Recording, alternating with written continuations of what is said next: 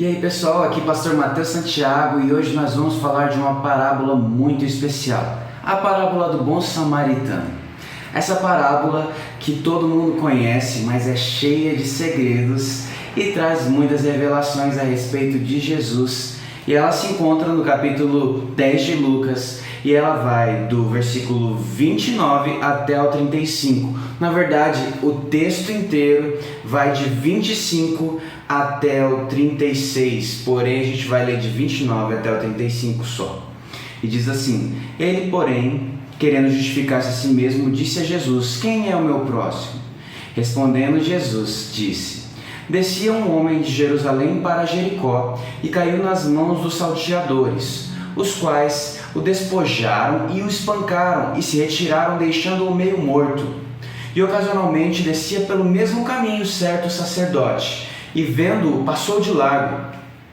E de igual modo também um levita, chegando àquele lugar e vendo, passou de largo. Mas um samaritano, que ia de viagem, chegou ao pé dele e vendo-o, moveu-se de íntima compaixão. E aproximando-se, atou-lhe as feridas, deitando-lhe azeite e vinho, e pondo-o sobre o seu animal, levou-o para uma estalagem e cuidou dele. E partindo no outro dia, tirou 2 dinheiros e deu-os ao hospedeiro e disse-lhe: Cuide dele, e tudo o que demais gastares eu te pagarei quando voltar. Esse lindo texto nos traz um embate no contexto de Lucas 10, no qual Jesus está falando publicamente e um doutor da lei, ele se levanta para testar Jesus e pergunta: Mestre, o que farei para herdar a vida eterna? E Jesus fala: o que diz a lei? E aquele mesmo homem, ele pergunta a Jesus, ele responde a Jesus: olha, amar o meu próximo como a mim mesmo, amar a Deus de todas as minhas forças, de todo o coração, de todo o meu entendimento. E Jesus fala: ok, faz isso e viverás. Jesus dando toda a autoridade da palavra de Deus, que com certeza aquele doutor da lei já conhecia. Mas aquele homem tentou se justificar. Aquele homem queria um pouco mais de Jesus e também querendo trazer um pouco de respostas mais à tona, quem seria o próximo dele. Por isso Jesus contou essa pequena história desse homem que ia de Jerusalém para Jericó. E ali entre Jerusalém e Jericó tinha um caminho realmente muito perigoso, cheio de curvas, no qual até hoje esse caminho íngreme, cheio de curvas, ele serve onde as pessoas os bandidos poderiam se esconder ali para assaltar mesmo as pessoas. Era conhecidamente um caminho perigoso. E Jesus alfineta os mestres da lei e os doutores da lei, dizendo que o sacerdote passa por ele, mas olha e não dá bola para ele. E o levita também olha e não dá bola. Quem olha e dá atenção? Um samaritano. Os samaritanos, eles não se davam bem com os judeus e eles eram tidos como vira-latas. Porque quando o povo de Israel foi escravizado pelo povo assírio, ele simplesmente foi misturado. E o mais perto que sobrou de Israel foi os samaritanos. E o judeu não, o judeu mesmo que foi escravizado pelo povo babilônico, ele permaneceu com sua origem judaica, sua cultura, sem o seu sincretismo religioso que o povo israelita pegou de todas as outras nações. Então ele era tido como um povo imundo, um povo que não era puro. Mas naquele momento, foi aquele homem que Deus usou para resgatar o que tinha sido espancado. E saiba que todos os textos e todos os estudiosos deixam claro que quando esse samaritano parou para resgatar o homem que tinha sido espancado, ele também poderia ter sofrido um assalto. O que nos prova a palavra que toda vez que nós vamos ajudar, nós nos tornamos vulneráveis. E quantas vezes nós vemos cristãos que dizem que é difícil ajudar e por isso não podem ajudar. E a Bíblia nos coloca que a perseguição e a luta que todos os cristãos sofrem é essa. E nós devemos padecer pelo nome do Evangelho. E aquele samaritano estava ensinando judeus e estava ensinando sacerdotes e mestres da lei que o que Deus queria era misericórdia.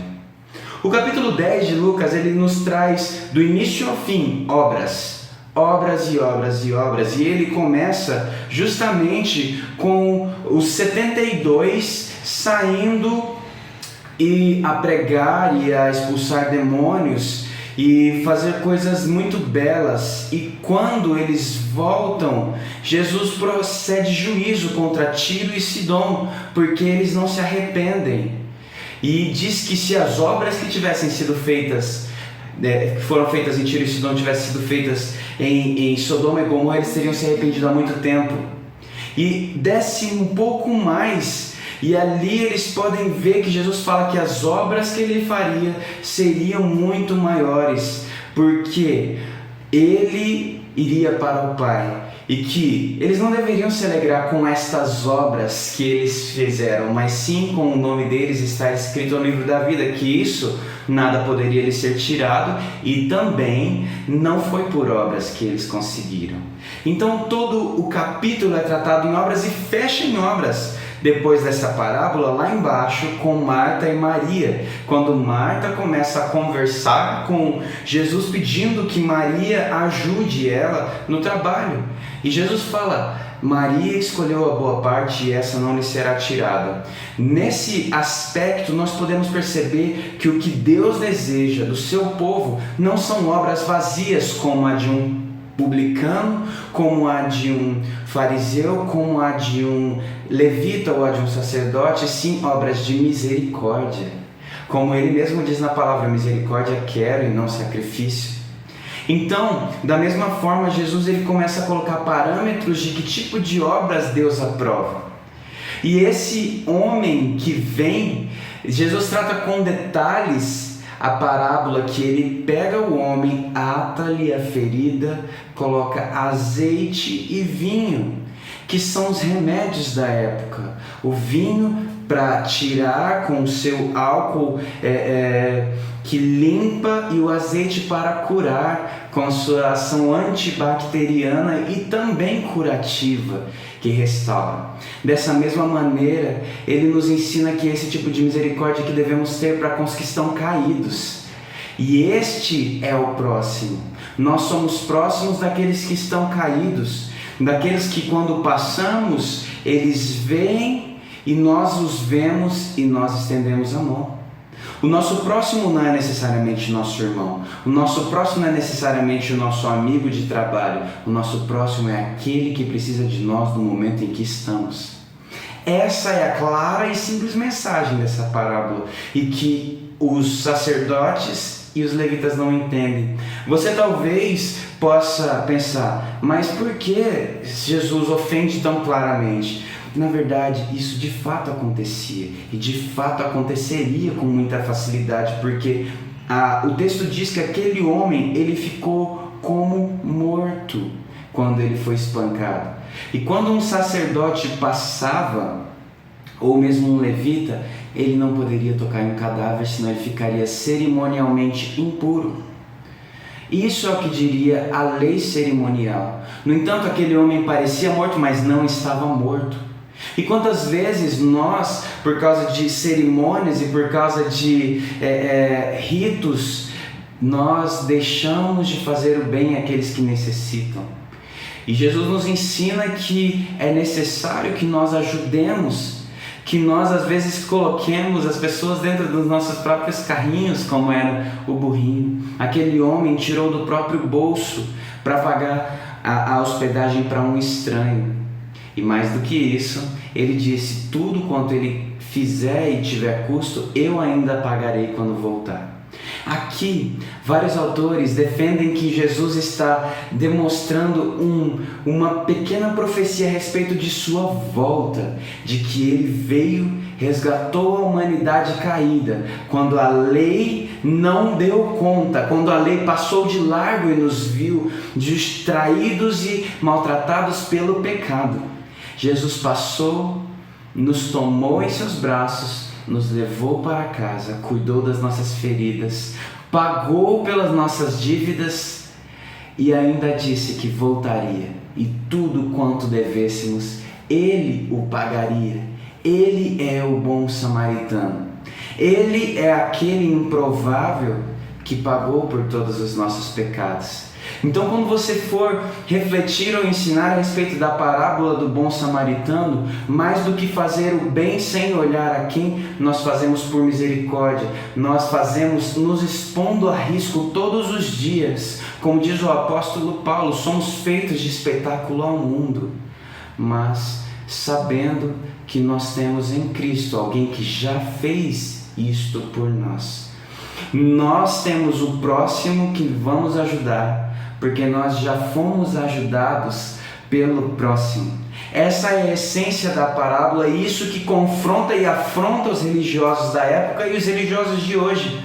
Devemos não tratar a nossa religião e a nossa salvação como uma matemática, e sim como recebemos abundantemente, então temos misericórdia abundante.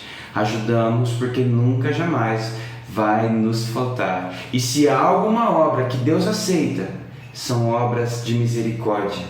Se há alguma coisa que Deus requer de nós, é que pratiquemos a justiça, amemos a bondade e andemos humildemente com o Senhor, o nosso Deus. Que Ele nos abençoe, que Ele continue a falar aos nossos corações através de cada parábola, através de cada domingo, estudando a palavra dEle. Um grande abraço.